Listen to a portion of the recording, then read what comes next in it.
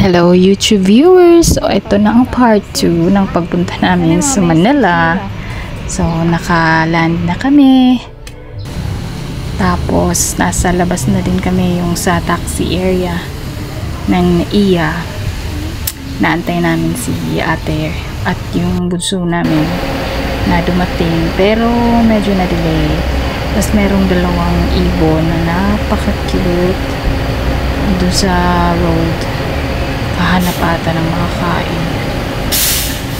Kaya nalibang kaming manood. Ayan.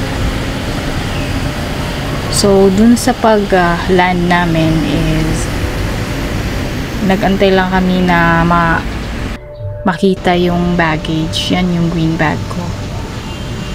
Tapos, nakita na, kinuha lang namin. Tapos, alis. Yan, naging 3 na yung ibon. Napakalawak ng terminal. Tapos ang daming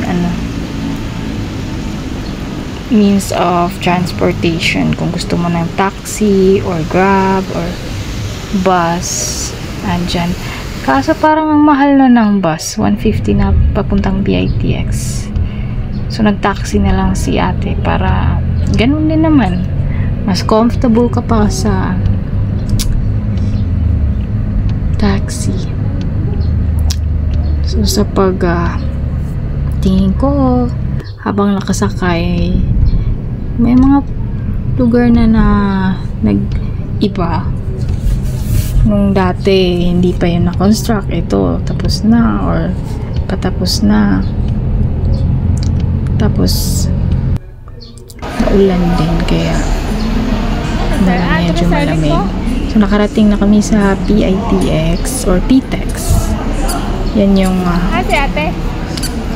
land port ng Paranaque na pwede kang dyan sumakay papuntang anywhere in the Philippines, Visayas, Mindanao, or sa Luzon lang. So, bago ka makasakay, pipila ka muna. Pero hindi naman matagal yung pagpila kasi madami naman bus. Yun lang, dapat precise lang talaga or maayos yung pagpila. Yan, nakasakay na ako tapos nag-video lang. Daming tao.